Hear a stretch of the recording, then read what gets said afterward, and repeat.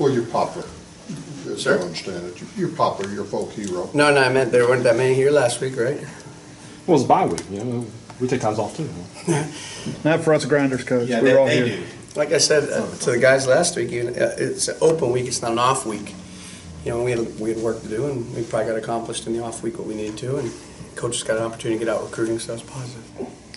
How would you say those travels went? I know that you were looking forward to those trips. I mean, how did would you say that you were received on the recruiting trail? I think well. I think Coach and Mike Villagrana put together a schedule where I think as a staff we got to almost over 100 schools, which is really pretty amazing in a couple days, and numerous games. And I think, like I said, I think we got a great brand, we got a great product, and I think people are excited about the opportunities that Mississippi State football present. And it was a great opportunity for us to see 19 kids and as well as young underclassmen, 20 and 21 kids playing games.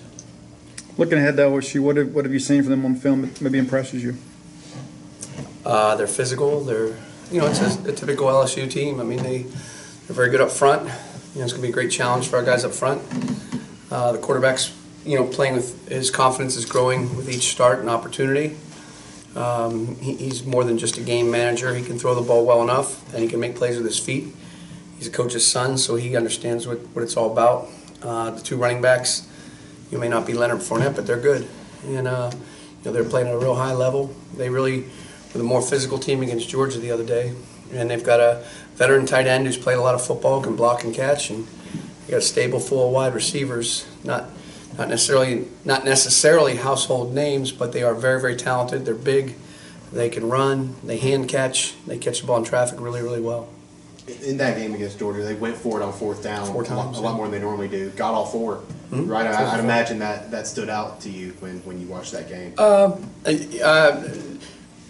Not necessarily that, but the fact that they played to win. I mean, they certainly played to win. I mean, they were coming off a loss at Florida, and they're coming off, they're back at home, whatever the number 2 team in the country coming to town, and they played like you would expect a Coach Orgeron and a Dave Aranda type team to play, and they played exceptionally well, and certainly aren't going to lack confidence going into Saturday night. How do you modify how you go about calling a defense in that certain part of the field, knowing that they've shown the willingness to go for it on fourth where other teams might punt? That's a good question. That's funny that you asked that. Because today, Wednesday, for us is usually third down and red zone day.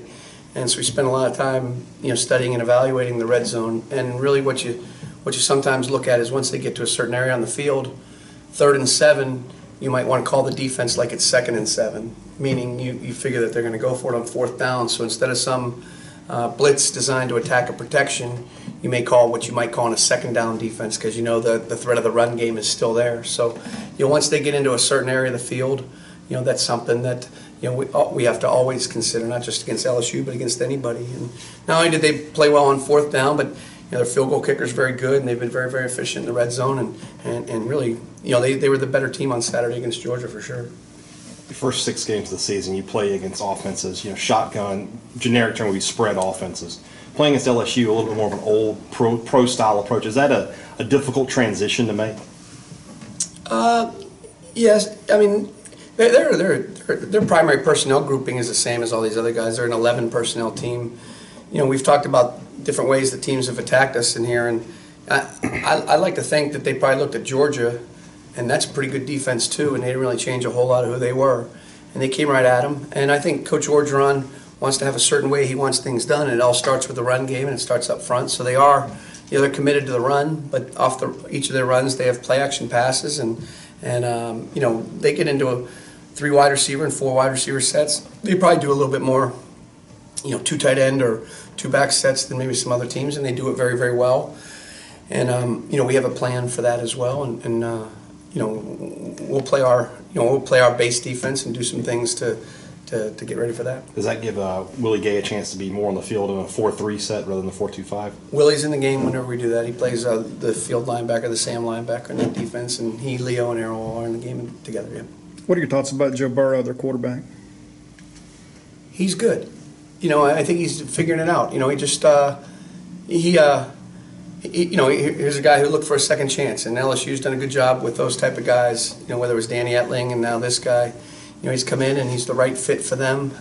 As I said initially, I think he's more than a game manager. I think maybe he had a reputation as that, but he's a coach's son. His father, I think, was a coach, maybe is still a coach at Ohio University. And he understands the game. From what I've read about him, he's my kind of guy. I mean, he's a guy who studies the game hard. He understands what it's all about, and he's seen big time college football, certainly at Ohio State, and now coming down to LSU, he's gotten his opportunity, and through the first 6 weeks, he's making the most of it. He's very efficient in the red zone. He doesn't turn the ball over a lot. He makes good choices and good decisions.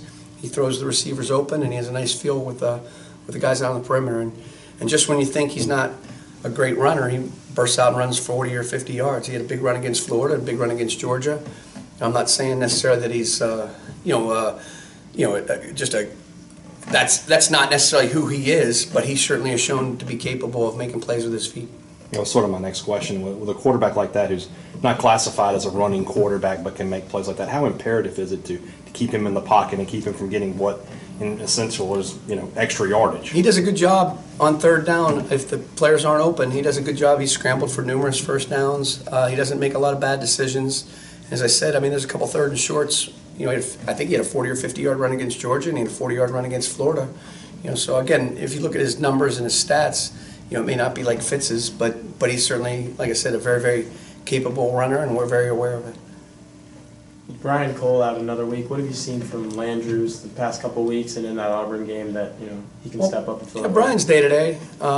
We'll see how it goes with him, but we're all very confident in Capri. I said this a couple times. It was neck and neck with regard to the nickel position throughout spring ball and training camp, and Brian maybe towards the end of camp and some scrimmages maybe was a little bit more productive, but we're all very confident in Capri. He's been starting in our dime package, what we call cheetah package, all year, and he went in, and I'm sure he was a little nervous in the first game. I wouldn't say he was extremely productive, but I thought he did his job and did his job well. Once again, has had a very good week of practice, and we'll use a lot of players to if Brian can't go, to make up for him. Stephen Adegoke got quality time the other day. C.J. Morgan, Marcus Murphy is prepared to play. So all those guys are going to get some reps, and everybody's got it's kind of an all hands on deck mentality when someone goes down.